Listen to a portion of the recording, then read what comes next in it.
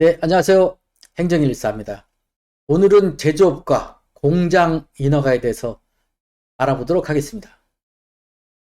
우선 제조업과 공장을 구별을 해보도록 하지요. 제조업은 쉽게 얘기하면 관어사업, 공장은 제조 가공을 하는 곳, 이렇게 이해하시면 되고요. 제조업은 개별 법령에 의한 인허가가 반드시 필요하다. 식품 제조라든지 화장품 제조라든지 건강기능식품 제조라든지 자동차 정비업, 그리고 마스크 제조업, 폐기물 처리업 등 영업허가를 받아야 되는 것, 이제 관어사업 제조업이라고 할 수 있고요.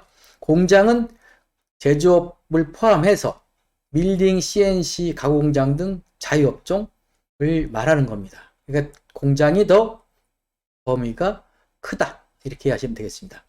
다시 한번 얘기해서 공장은 건물 면적 500제곱미터를 기준으로 해서 500제곱미터가 넘으면 반드시 공장 등록을 해야 되고 500제곱미터 미만이면 공장 등록을 해도 되고 안 해도 됩니다. 다만 사업을 하시는 분들이 500제곱 미만일 경우에도 정부 조달 납품을 한다든지 대기업에 납품을 해야 된다든지 정부 정책 자금을 받아야 되겠다. 그런 경우는 공장 등록증을 반드시 제출해야 되기 때문에 공장 등록을 하는 경우가 많이 생기고 있습니다. 제조업인 관어사업은 개별 법령의 인허가가 필수이기 때문에 규모와 관계없이 반드시 그 금지 행위를 해제하는 영업허가, 등록, 신고 등의 행위를 해야 됩니다.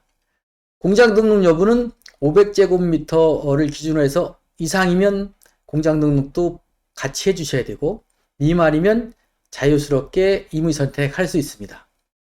그렇다면 이 두 가지 제조업과 공장 등록을 같이 보면서 네 가지 경우의 수를 만들 수가 있다고 보여집니다. 관어사업이면서 500제곱미터 이상이다.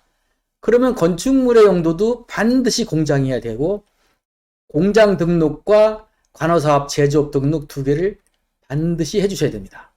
그리고 두 번째로 관어사업이면서 500제곱미터 미만이다. 그러면은 건축물의 용도가 이종근생 제조업소나 또는 공장이면 되고요. 등록도 관어사업은 반드시 하고 500제곱 미만은 임의사항이기 때문에 해도 되고 안 해도 됩니다. 세 번째의 경우 관어사업이 아니고 500제곱미터 이상의 경우는 건축물의 용도가 반드시 공장이어야 되고 공장 등록은 필수지만 관어사업, 제조업의 등록은 대상이 아닙니다. 네 번째 경우는 관어사업도 아니고 500제곱미터 미만이다. 그런 경우는 이종근생 제조업소나 공장의 건축물 용도에 자유스럽게 하시면 됩니다. 이런 경우는 사업자 등록만 내고 배출시설 등에 관한 법률 등 이런 타법의 규제만 피해간다면 자유업으로 하실 수 있습니다. 지금까지 그 제조업과 공장에 대한 말씀을 드렸는데요. 우리가 임대해서 가는 경우도 많이 있지만 신축하거나 또는 용도 변경하는 경우도 같은 경우로 볼 수가 있는데요.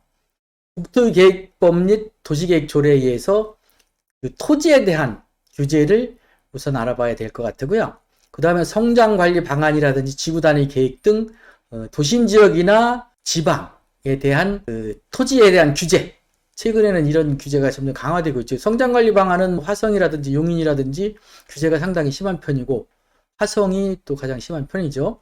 지구단위 계획은 뭐 신도시나 아니면 도심지에 구체적으로 2D의 토지를 3D 개념으로 상세 계획을 도면으로 만들어서 지정했기 때문에 지구단위 계획 내에 있는 공장을 하실 분들은 그 계획도를 다시 한번 확인해 될 필요가 있습니다. 그런 다음에 이제 건축을 한 후에 건축물의 용도가 지정이 되고 배출시설 신고 등 환경이라든지 아니면 학교 정화구역 등 타법에 의한 규제를 다시 한번 확인해 보고 공장 설립 완료 신고를 하게 되면 공장 등록은 끝나는 겁니다. 신축의 경우 그렇습니다. 그리고 임대를 하는 경우는 건축물의 용도가 아까 말씀드린 대로 500제곱 미만의 경우 이종근생 제조업소 또는 공장, 500제곱미터 이상의 경우 공장, 이 기준만 맞춰준다면 기본적으로 공장 등록하는데 큰 무리는 없습니다. 다만 용도 변경을 하는 경우는 신축과 동일하게 토지에 대한 규제를 또 같이 보기 때문에 국계법이라든지 도시계획조례라든지 성장관리 방안이라든지 지구단위 계획 등 여러 가지 복합적인 규제 요소를 같이 감안하셔야 됩니다. 사례를 한번 보도록 하겠습니다. 식품 제조 가공업을 우리가 하는 경우가 많은데 김공장이라든지 뭐 김치공장 등등 우선 식품 제조 가공업 허가를 식품위생법에 의해서 허가를 받고 그 다음에 해썹 인증 기준에 맞춰서 식품위생법에 의해서 해썹 인증을 받고 그 다음 공장 등록법에 의해서 식품 공장 등록을 추가적으로 하고 이제 유통을 시키려면은 인터넷으로 판매하기 때문에 전자상거래법에 의한 통신판매업 신고까지 하고 네, 이렇게 4가지 과정을 다 거치면 실질적으로 자유스럽게 제조 판매해서 유통을 할 수 있는 식품 제조 가공업소가 완성이 되는 겁니다. 이 과정에 아까 말씀드린 대로 신축을 한다든지 용도 변경을 하게 되면 토지에 대한 규제 법률을 다시 한번 확인해 보는 그런 지혜가 필요합니다.